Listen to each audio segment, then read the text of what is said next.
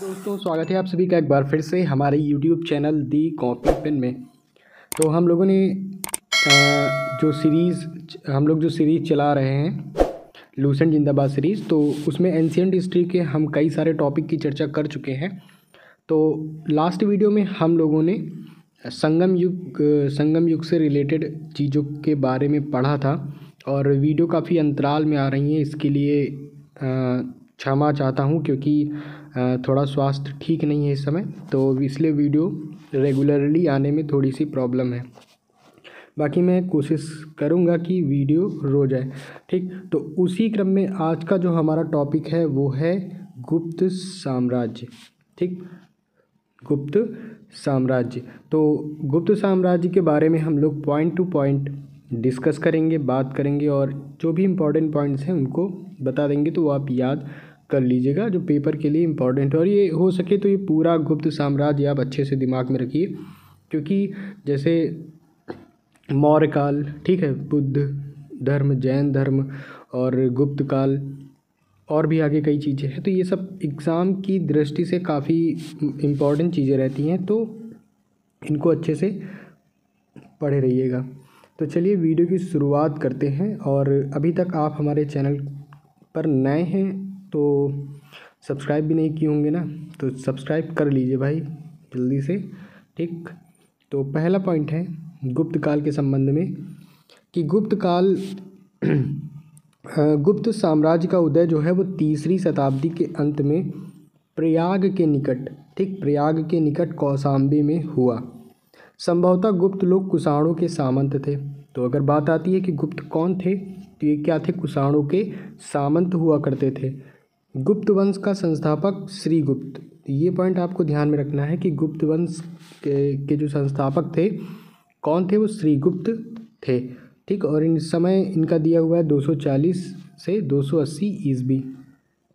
इसके बाद अगला पॉइंट है कि श्रीगुप्त का उत्तराधिकारी।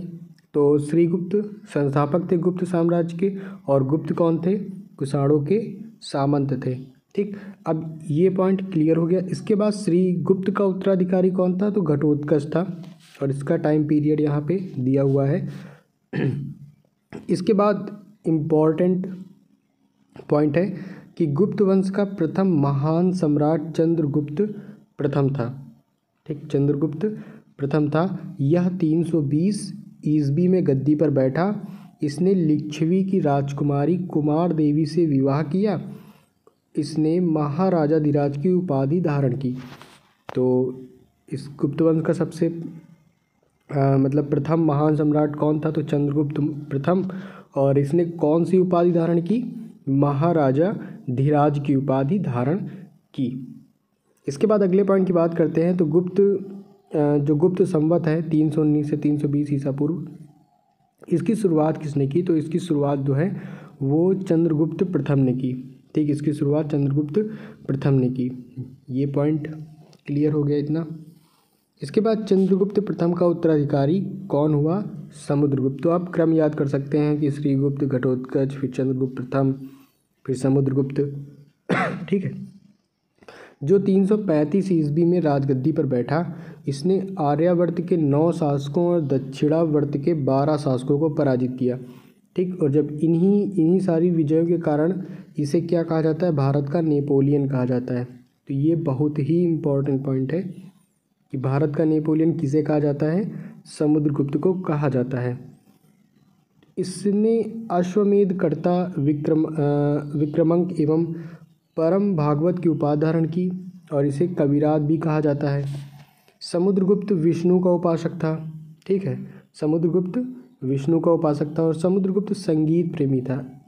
ऐसा अनुमान उसके सिक्कों पर उसे वीणा वादन करते हुए दिखाया जाने से लगाया जा सकता है। और एक पॉइंट और इम्पॉर्टेंट है कि समुद्रगुप्त का जो दरबारी कवि कौन था, हरिसेन था। इसने इलाहाबाद प्रशस्ति लेख की रचना की। अब नोट में एक पॉइंट लिखा है कि परम भागवत की उपाधि धारण करने वाला जो प्रथम गुप्त शासक कौन था, तो वो समुद्रगुप्त ही था, ठीक। ये पॉइंट आपको क्लियर हो गए होंगे। अब अगले पॉइंट की बात करते हैं कि समुद्रगुप्त का उत्तराधिकारी कौन हुआ, फिर चंद्रगुप्त द्वितीय हुआ, ठीक। चंद्रगुप्त प्रथम का उत्तराधिकारी समुद्रगुप्त था और समुद्रगुप्त का उत्तराधिकारी चंद्रगुप्त द्वितीय था, जो 380 में राजगद्दी पर बैठा और इसके शासनकाल में चीनी बौद्ध यात्री फायान भारत आया। बहुत ही इम्पोर्टेंट है। अगर क्वेश्चन आता है कि फायान जो है वो कौन था, तो एक चीनी बौद्ध यात्री था और किसके शासनकाल में भारत आया, तो ये चंद्रगुप्त द्वितीय। याद रखिएगा, जो फायान है वो चंद्रगुप्त द्वितीय के शासनकाल में भारत आया। और शकों पर विजय के उपलक्ष्य में चंद्रगुप्त द्वितीय ने कौन से सिक्के चलाए, तो चांदी के सिक्के चलाए। ठीक है, कौन से? चांदी के। चंद्रगुप्त द्वितीय ने विक्रमादित्य की उपाधि धारण की और यह उपाधि उसे 57 ईसा पूर्व में उज्जैन के शासक ने भी पश्चिमी भारत में शक क्षत्रपों पर विजय पाने के उपलक्ष्य में धारण की थी। शाब चंद्रगुप्त द्वितीय का क्या था? राजकवि था। कौन? शाब। चंद्रगुप्त द्वितीय के शासन में पाटलिपुत्र और उज्जैनी विद्या के प्रमुख केंद्र थे। इसके बाद अनुश्रुति के अनुसार चंद्रगुप्त द्वितीय के दरबार में 9 विद्वानों की एक मंडली निवास करती थी, जिसे नवरत्न कहा गया। महाकवि कालिदास संभवतः इनमें अग्रगण्य थे। कालिदास के अतिरिक्त इनमें धन्वंतरी, छपड़क, ठीक, ये फलित ज्योतिष के विद्वान थे। अमर सिंह जो कोशकार थे, शंकु वास्तुकार थे, वेताल भट्ट, ठीक है, घटकरपर, वराहमिहिर तो आपको पता है खगोल वैज्ञानिक, और वरुणिच जैसे विद्वान थे। तो किसके दरबार में? चंद्रगुप्त द्वितीय के दरबार में। ठीक, ये याद रखिएगा। चंद्रगुप्त द्वितीय का संधि विग्रहिक सचिव वीरसेन जो था वो शैव मतावलंबी था, जिसने शिव की पूजा के लिए उदयगिरी पहाड़ी पर एक गुफा का निर्माण करवाया। और वीरसेन व्याकरण, न्याय मीमांसा एवं शब्द का प्रकांड पंडित तथा एक कवि भी था। इसके बाद चंद्रगुप्त द्वितीय का उत्तराधिकारी कौन हुआ? कुमारगुप्त हुआ या गोविंदगुप्त। ठीक, ये इंपॉर्टेंट पॉइंट यहाँ से निकल के आता है कि नालंदा विश्वविद्यालय की जो स्थापना है वो कुमारगुप्त ने की। इसके बाद अगला पॉइंट है कि कुमार जो गुप्त प्रथम का उत्तराधिकारी कौन हुआ? स्कंदगुप्त हुआ। ठीक, कौन हुआ? स्कंदगुप्त हुआ। और एक और इम्पॉर्टेंट पॉइंट निकल के सामने आता है कि स्कंदगुप्त ने गिरनार पर्वत पर स्थित सुदर्शन झील का पुनरुद्धार कराया।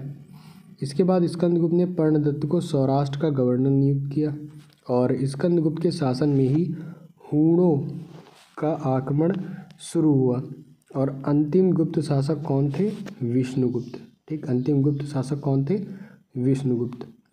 अब कुछ ये तो राजाओं के संबंध में जो शासन कर रहे थे उनके संबंध में बात हो गई। अभी हम लोग बात करते हैं कि अन्य चीज़ों से कि सामाजिक जो जीवन था या धार्मिक, ये सब कैसे था, इन पॉइंट्स के माध्यम से समझने की कोशिश करते हैं। तो गुप्त साम्राज्य की सबसे बड़ी जो प्रादेशिक इकाई कौन थी? देश। और जिसके शासक को गोपना कहा जाता था। एक दूसरी प्रादेशिक इकाई भुक्त या प्रांत थी जिसके शासक उपरी कहलाते थे।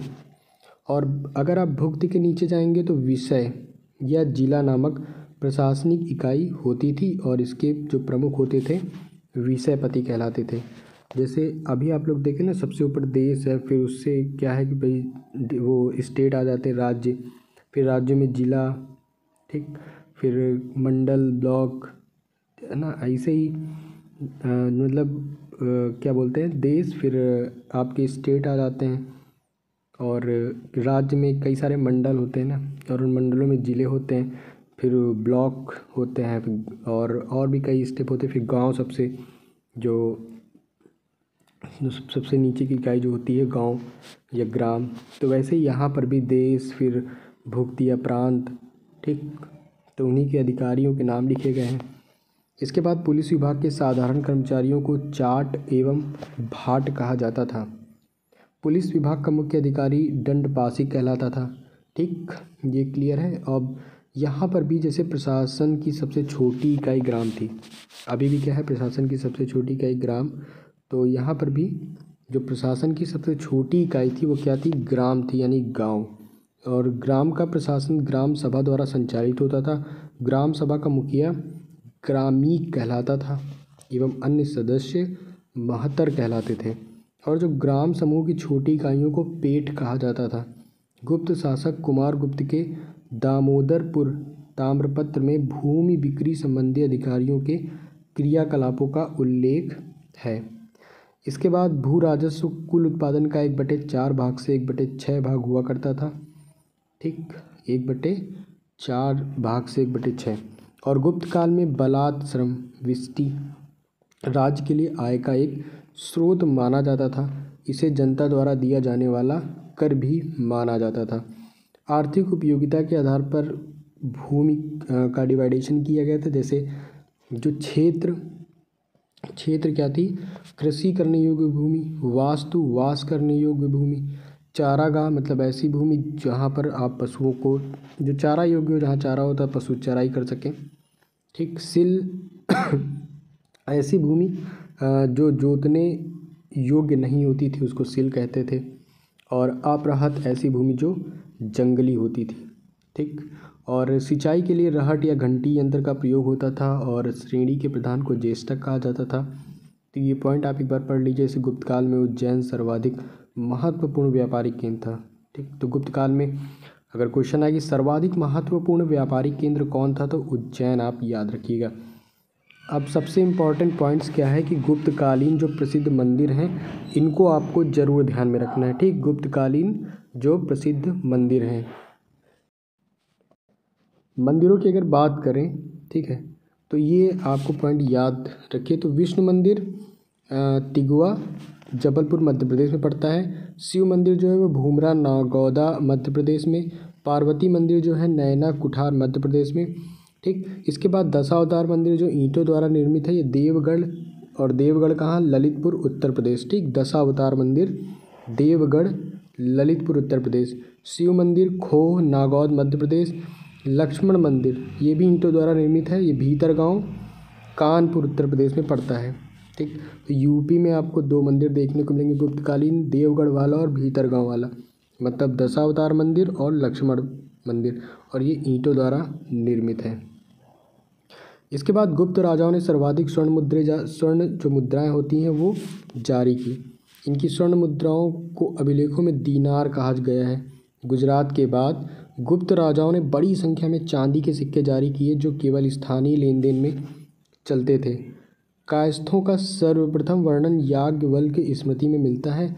जाति के रूप में कायस्थों का सर्वप्रथम वर्णन ओशनम स्मृति में मिलता है। विंध्य जंगल में सबर जाति के लोग अपने देवताओं को मनुष्य का मांस चढ़ाते थे। इसके बाद पहली बार किसी के सती होने का प्रमाण 510 ईस्वी में भानुगुप्त के एरन अभिलेख से मिलता है। तो ये इम्पॉर्टेंट पॉइंट्स हैं। ठीक है, ये पॉइंट क्या है, इम्पॉर्टेंट है, इसको आप ध्यान में रखिएगा कि सती प्रथा का सर्वप्रथम प्रमाण कहाँ से मिलता है, तो 510 ईस्वी के भानुगुप्त के एरन अभिलेख से मिलता है, जिसमें किसी भोजराज की मृत्यु के बाद उसकी पत्नी के सती होने का उल्लेख है। इसके बाद जैसे गुप्त काल में वेश्यावृत्ति करने वाली महिलाओं को गणिका कहा जाता था और वृद्ध वेश्याओं को कुटनी कहा जाता था। ठीक, नेक्स्ट पॉइंट है कि गुप्त सम्राट वैष्णव धर्म के अनुयायी थे तथा उन्होंने इसे राजधर्म बनाया। विष्णु का वाहन गरुड़ गुप्तों का राज्य चिन्ह था और गुप्त काल में वैष्णव धर्म संबंधी महत्वपूर्ण अवशेष देवगढ़ जिला ललितपुर का दशावतार मंदिर है। यह बेतवा नदी के तट पर स्थित है। ठीक, इसके बाद अगला पॉइंट है कि अजंता में निर्मित कुल 29 गुफाओं में वर्तमान में केवल 6 ही शेष हैं, जिनमें गुफा संख्या 16 तथा 17 ही गुप्तकालीन है।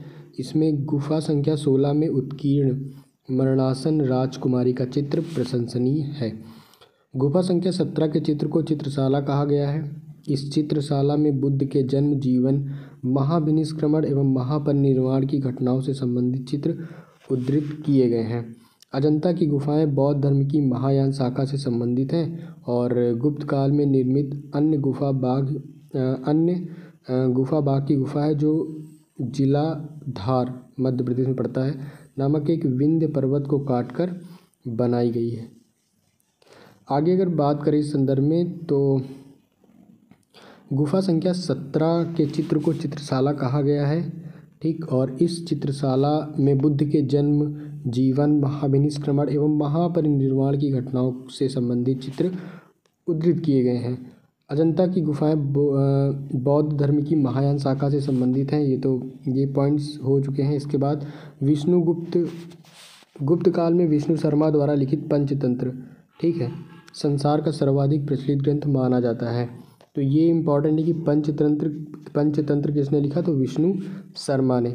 और इसको 5 भागों में बांटा गया है। एक मित्र भेद, मित्र लाभ, संधि विग्रह, लब्ध प्रणास और अपरिछाकारित्व। ठीक, नेक्स्ट पॉइंट है कि आर्यभट्ट ने आर्यभट्टीयम एवं सूर्य सिद्धांत नामक ग्रंथ लिखे हैं। उसने सूर्य ग्रहण एवं चंद्र ग्रहण के वास्तविक कारण बताए हैं। आर्यभट्ट पहला भारतीय नक्षत्र वैज्ञानिक थे जिन्होंने घोषणा की कि पृथ्वी अपनी धुरी पर घूमती है। किसने बताया, आर्यभट्ट ने बताया।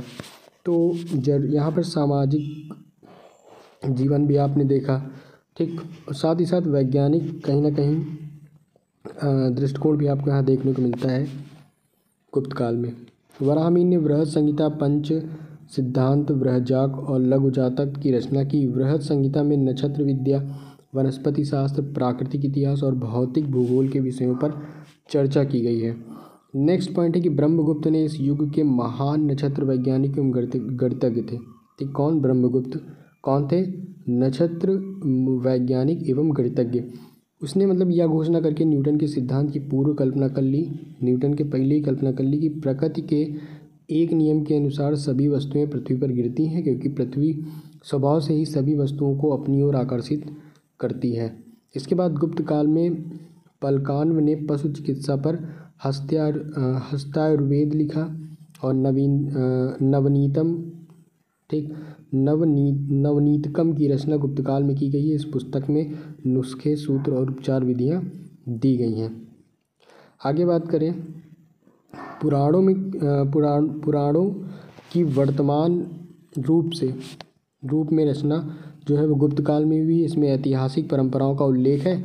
संस्कृत गुप्त राजाओं की शासकीय भाषा थी। गुप्त काल में चांदी के सिक्कों को रूप्यका कहा जाता है। जैसे सोने के सिक्कों को हम लोगों ने क्या पढ़ा था, दीनार, वैसे ही जो चांदी के सिक्के उनको रूप्यका। याज्ञवल्क्य, नारद, कात्यायन एवं बृहस्पति स्मृति की रचना गुप्त काल में हुई। इसके बाद मंदिर बनाने की कला का जन्म गुप्त काल में हुआ। तो ये धार्मिक चीज़ों से रिलेटेड बातें हैं। त्रिमूर्ति या फिर आप स्थापत्य कला से संबंधित बातें कह सकते हैं। त्रिमूर्ति की अवधारणा का विकास गुप्त काल में हुआ। गुप्त वंश के शासकों ने मंदिरों एवं ब्राह्मणों को सबसे अधिक ग्राम जो है अनुदान में दिया। ठीक, गुप्त काल लौकिक साहित्य की सर्जना के लिए स्मरणीय है।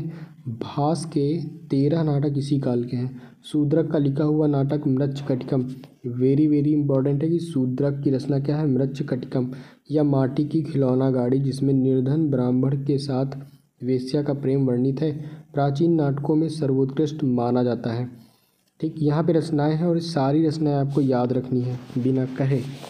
शूद्रक की कौन सी है, मृच्छकटिकम। और कालिदास की कृति अभिज्ञान शाकुंतलम, इसमें है क्या, राजा दुष्यंत एवं शकुंतला के प्रेम कथा का वर्णन है। द्वितीय भारतीय रचना है जिसका अनुवाद यूरोपीय भाषाओं में भी हुआ है। ऐसी प्रथम रचना है भागवत गीता, जिसका अनुवाद यूरोपीय भाषाओं में हुआ है। और सांस्कृतिक उपलब्धियों के कारण गुप्त काल को भारतीय इतिहास का स्वर्ण युग कहा जाता है। बहुत इंपॉर्टेंट पॉइंट है, इसको आप जरूर ध्यान में रखिएगा। तो यहाँ पर आपने गुप्त काल से संबंधित जो भी महत्वपूर्ण पॉइंट्स थे उनको आप लोगों ने पढ़ा, समझा, और काफ़ी कुछ पॉइंट्स आप जो भी इम्पॉर्टेंट है उनको आप ध्यान में रखिएगा, जो पेपर की दृष्टि से बहुत ही इम्पॉर्टेंट है। ठीक, तो आज के वीडियो में इतना ही है। गुप्त साम्राज्य के बारे में हम लोगों ने पढ़ लिया है। आने वाले वीडियो में हम एक नए टॉपिक पर चर्चा करेंगे। इसी के आगे जो भी टॉपिक होगा, ठीक, सीरियल से चलेंगे। ठीक, बाकी वीडियो में अंत तक बने रहने के लिए आपका बहुत बहुत धन्यवाद। और अगर आप चैनल पर नए हैं तो प्लीज़ चैनल को सब्सक्राइब करके ही जाइए। तो मिलते हैं हम लोग अपने अगले वीडियो में।